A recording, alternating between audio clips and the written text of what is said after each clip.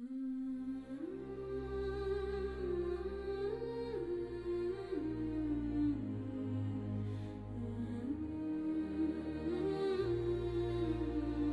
علیکم۔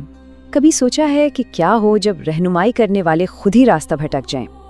آج ہم آفتاب اکرام کے ایک بہت ہی دلچسپ مضمون پر بات کرنے والے ہیں۔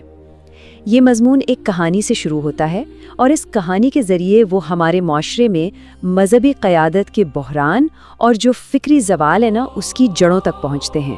تو چلے سب سے پہلے اسی کہانی کو دیکھتے ہیں جو اس پورے تجزیے کی بنیاد ہے، اور یہ بات ذہن میں رہے کہ یہ صرف پرندوں کی کہانی نہیں ہے بلکہ یہ ہمارے ہی معاشرے کا ایک عکس ہے۔ مضمون کا عنوان ہے عجب کہانیوں کا اسلام، ایک تلخ حقیقت۔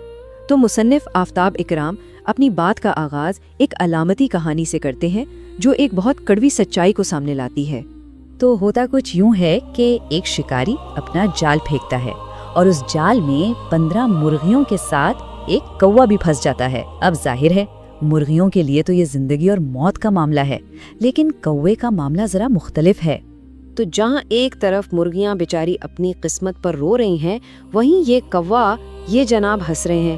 کیوں؟ کیونکہ اسے پورا یقین ہے کہ بھائی میں تو حرام ہوں، مجھے کون کھائے گا، شکاری مجھے ہاتھ بھی نہیں لگائے گا، میں تو بالکل محفوظ ہوں۔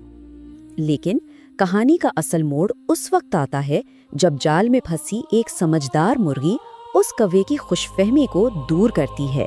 وہ مرغی کہتی ہے، ارے نادان، یہ جال کسی عام شکاری نے نہیں ڈالا، یہ جال ایک ایسے مصلحت پسند عالم کا ہے جو اپنے فائدے کے لیے فتوے بدل دیتا ہے۔ یعنی وہ ایسی شخصیت ہے جس نے کبھی عورت کی حکمرانی کو جائز قرار دے دیا تھا یا مراد کے لیے قصیدے لکھ دیے تھے۔ تو تمہارے لیے بھی کوئی نہ کوئی نیا فتویٰ نکل ہی آئے گا، تم بھی نہیں بچو گے۔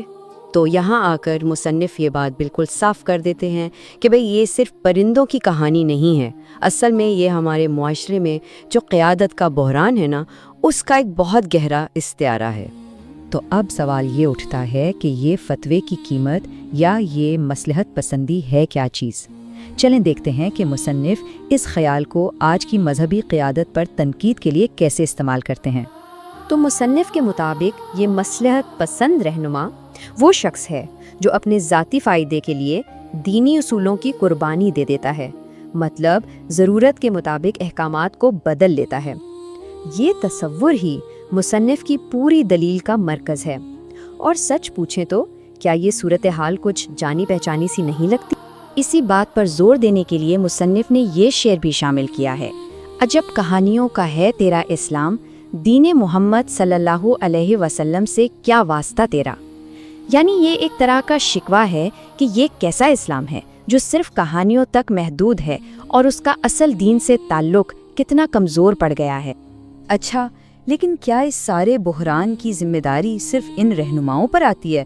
یہاں آفتاب اکرام تجزیے کا رخ بدلتے ہیں اور آئینہ سیدھا معاشرے کے سامنے رکھ دیتے ہیں، اور وہ ایک بہت ہی چبھتا ہوا سوال پوچھتے ہیں کہ ہم بحیثیت معاشرہ دین کی خدمت کے لیے کسے چنتے ہیں؟ اب دیکھیں، یہ سوال سیدھا ذمہ داری رہنماؤں سے ہٹا کر ہم سب کے یعنی معاشرے کے فیصلوں پر ڈال دیتا ہے۔ اور اس سوال کے جواب میں وہ ہمارے معاشرے کی ترجیحات پر ایک بہت تلخ حقیقت بیان کرتے ہیں۔ وہ کہتے ہیں کہ جو ہمارے سب سے ذہین، سب سے قابل بچے ہوتے ہیں، ان کا راستہ تو طے ہے، ڈاکٹر بنیں گے یا انجینئر، اور جو بچہ سب سے کم لائق ہو یا ذرا شرارتی ہو، اسے کہاں بھیجا جاتا ہے؟ مدرسے میں۔ تو سوچنے کی بات یہ ہے کہ جب ایک معاشرہ اس طرح کے انتخاب کرے گا تو اس کے نتائج کیا نکلیں گے؟ یہی اس تجزیے کا اگلا اور شاید سب سے اہم نقطہ ہے۔ سوال بالکل سیدھا ہے، جب معاشرہ اپنے بقول غیر موزوں یا کم قابل ذہنوں کو دینی قیادت کے لیے مختص کر دے گا تو اس کا لازمی نتیجہ کیا ہوگا؟ نتیجہ ایک بہت بڑے قیادت کے خلا کی صورت میں نکلتا ہے، ایک ایسا خلا جہاں گہری سوچ رکھنے والے، بصیرت والے مفکرین کی کمی ہو جاتی ہے۔ وہ کہتے ہیں کہ پھر ہمیں ڈاکٹر اسرار احمد یا ڈاکٹر شمائل جیسے اسکالرز نہیں ملتے، ممبر سے حق کی واضح آواز آنا بند ہو جاتی ہے اور ہر طرف بس ایک سطحی اور کمزور سوچ ہی پروان چڑھتی ہے۔ تو ٹھیک ہے، مسئلہ تو بہت گہرا ہے، لیکن پھر اس کا حل کیا ہے؟ مصنف آگے بڑھنے کے لیے کیا راستہ دکھاتے ہیں؟ دیکھیں، مصنف کا جو حل ہے نا، وہ کوئی چھوٹی موٹی تبدیلی نہیں ہے، وہ معاشرتی سوچ میں ایک بنیادی انقلاب کا مطالبہ کرتے ہیں۔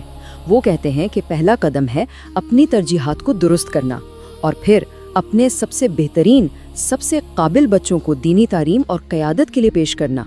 یہ ایک شعوری فیصلہ ہے جو قوم کو اپنے روحانی مستقبل کے لیے کرنا ہوگا۔ آخر میں مصنف ایک بہت اہم بات یاد دلاتے ہیں۔ اسلام ایک مکمل ضابطۂ حیات ہے، کسی کی ذاتی ملکیت نہیں، اور وہ یہ کہہ کر بات ختم کرتے ہیں کہ جب تک معاشرہ اپنی ترجیحات کو ٹھیک نہیں کرتا، یہ تضادات، یہ بحران، یہ سب کچھ ایسے ہی چلتا رہے گا۔ اور یہ پورا تجزیہ ہمیں ایک بنیادی سوال پر سوچنے کے لیے چھوڑ جاتا ہے کہ آخر کسی بھی قوم میں بصیرت افروز قیادت ہوتی کیا ہے، اور اس سے بھی زیادہ اہم سوال شاید یہ ہے کہ ایسی قیادت کو تیار کرنے میں ہم سب کی بحیثیت معاشرہ کیا ذمہ داری ہے۔